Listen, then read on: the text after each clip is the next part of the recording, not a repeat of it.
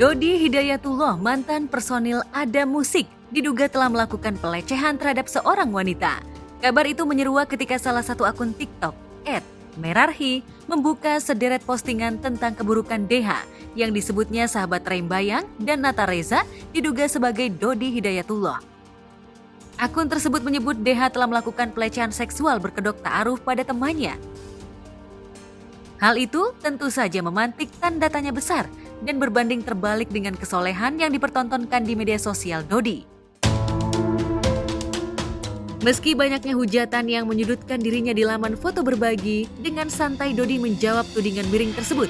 Mantan istri Aulia Fadilah itu menepis atas apa yang disangkakan oleh pemilik akun TikTok @merarhi itu kepadanya. Meski telah memberikan klarifikasi dan membantah tuduhan itu, sayangnya masih banyak warganet yang berkomentar bernada miring kepada Dodi. Aulia Fadilah, mantan istri Dodi, saat ditemui tim Gospot sepertinya enggan untuk berkomentar ihwal berita miring yang kini tengah menimpa ayah dari anak-anaknya itu. Aulia tak ingin jika masalah ini bakal berimbas kepada anak-anaknya. Kan Adam tuh berempat ya tadinya. Ya kita berteman lah berempat. Sampai sekarang pun aku masih keep kontak sama Adam Hawa. Alhamdulillah masih baik-baik aja. Dan aku juga masih keep kontak sama mantan suami. Karena kan dia ayah dari anak-anak gitu. Jadi kalau mantan suami aku mah kayaknya sendiri aja ya sekarang mah gitu.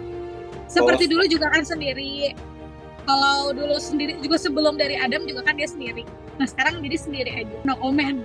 Mau gimana pun ya aku nggak tahu gimana, aku no comment. Karena mau gimana pun, ya itu ya, dia ayahnya anak-anak aku. Kalau anak aku tahu, aku nggak mau gitu kan. Jadi jangan sampai deh anak-anak aku tahu. Kalau aku sih lebih ke melindungi anak-anak aku, melindungi mentalnya mereka, melindungi kesehatan mereka, biar mereka tuh sehat dan gak usah ada pikiran apa-apa, gak usah tahu deh. Gitu. Mendingan gak usah tahu.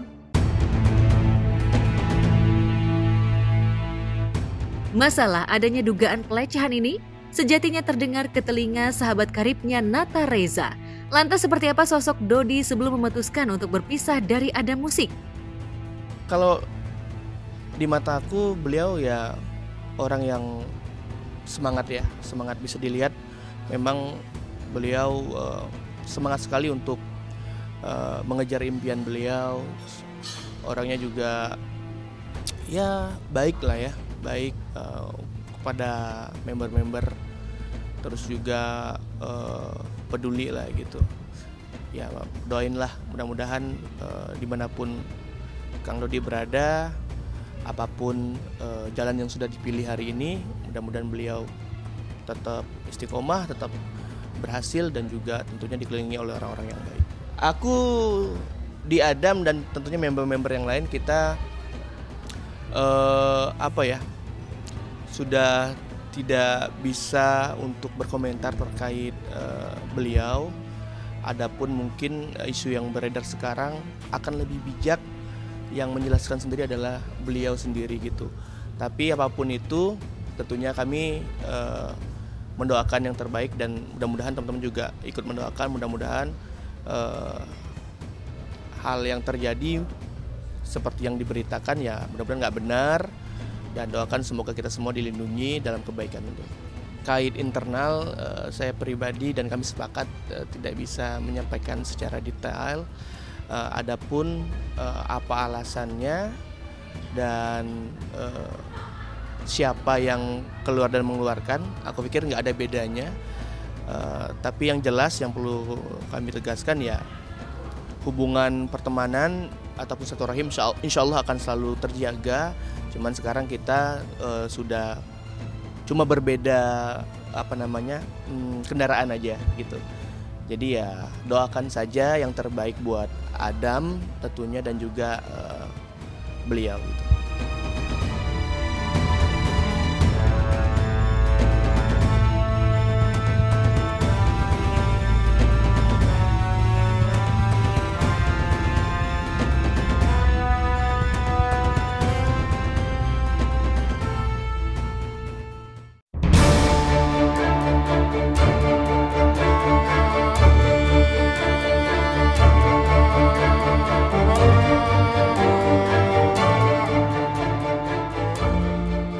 Di tempat terpisah, sidang perceraian Ari Wibowo dan Inge Anugrah masih terus bergulir.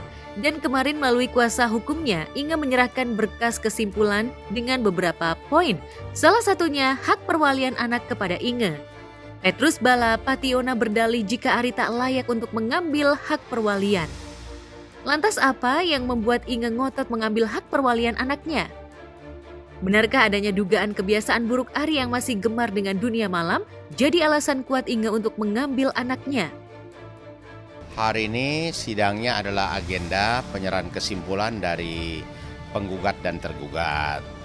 Kesimpulan yang kami serahkan pada intinya kita berkesimpulan bahwa rumah tangga perkawinan antara Pak Ari dengan Bu Inge itu kan sudah tidak ada kecocokan lagi.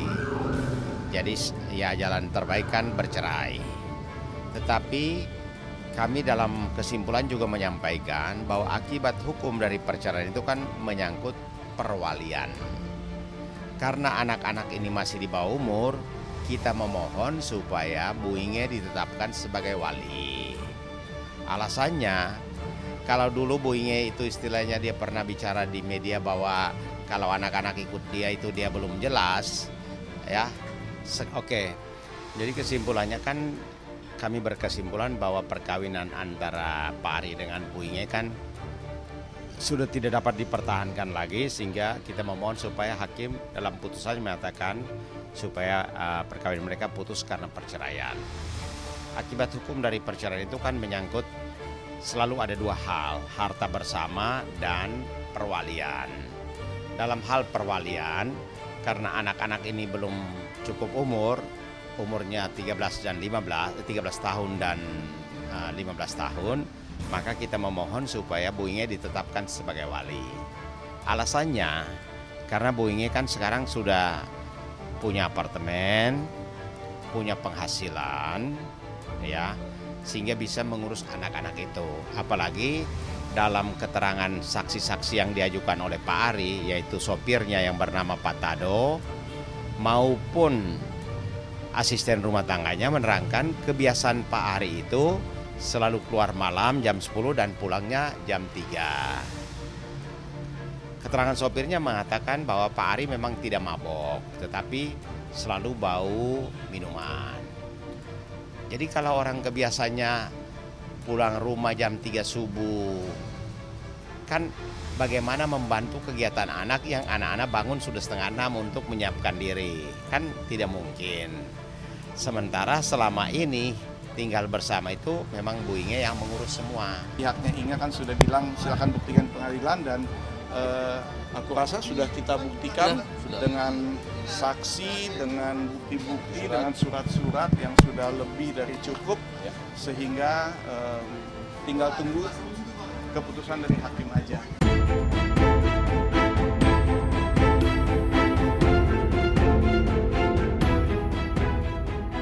Selain soal hak perwalian, Inge juga menuntut Ari membayar uang lampau senilai 1 miliar 30 juta rupiah. Lantas benarkah tuntutan itu ada kaitannya soal Ari yang tak pernah memberi nafkah bulanan pribadi kepada Inge? Dan benarkah tak hanya uang lampau, Inge juga bakal menuntut rumah tinggal kepada Ari? Seperti apa tanggapan Ari terkait tuntutan Inge? Akibat hukum lainnya kan menyangkut misalnya harta bersama. Harta bersama ini kan antara mereka itu kan tidak ada pencampuran harta. Mereka itu pisah harta. Dan selama hidup bersama, apa yang menjadi penghasilan Pak Ari itu kan semua atas nama dia. Memang Bu Inge full ibu rumah tangga, walaupun pendidikannya S1 di Kanada, S2 di Australia. Tapi setelah menikah dan hamil, mereka bersepakat bahwa Bu Inge mengurus anak-anak. Begitu ya, itulah intinya, sehingga dalam permohonan kami supaya Pak Ari memberikan nafkah lampau sebesar hitungannya 1 miliar 30 juta itu karena hitungan yang paling kecil. Kalau sebulan dikasihkan 5 juta kali 200 bulan lebih ya sama dengan hampir 1 miliar itulah. Kedua, kita memohon supaya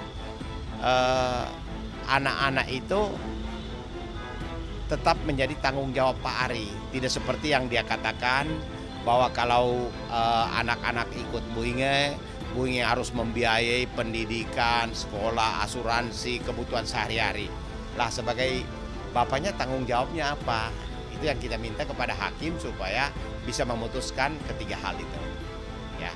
Dan putusannya hakim sudah menjadwalkan bahwa pembacaan putusan nanti tanggal 12 September. Hakim mengatakan nanti di-upload di e-court. Jadi akan kelihatan oleh kami, sehingga nanti ya kalau memang teman-teman mau tahu akan kami sampaikan juga. Rumah tangga kan penghasilan suami juga ada kalanya dikasih ke istri, ada kalanya dibagi dua atau apa kan. Ini dia sama sekali tidak pernah. Bahkan ketika belanja bulanannya itu dikasih dalam bentuk kartu kredit. Kartu kreditnya kalau misalnya belanja ada catatannya, itulah yang dipakai. Kedua, kalau dibilang ada uang cash yang ditaruh untuk Buinge, itu Buinge tidak pernah pakai karena itu kebutuhan untuk beli bensin, galon atau belanja yang kebutuhan mendadak termasuk misalnya gosen, makanan atau apalah kira-kira begitu. Jadi uang yang ditaruh untuk di meja itu memang itu kebutuhannya. Ya bukan untuk punya Inge harus menabung atau nggak mungkin. Karena kalau Inge misalnya untuk menabung, bagaimana mengisi bensinnya? Isi bensinnya itu menurut keterangan tiap 5 hari atau 4 hari sekali ngisi kan 500 atau 600. Itu untuk 2 mobil berarti sekali ngisi tiap 5 hari kan 1,2. Kalau isi 6 kali berarti sudah berapa itu? Tanya ke orangnya aja. Tanya ke orangnya aja sesuai fakta atau enggak. Saya nggak mau nuduh macam-macam. Tanya langsung ke orangnya aja. Ya, itu orangnya ada di situ, tinggal ditanya tuh. Silakan wawancara Inge aja. Saya udah ya.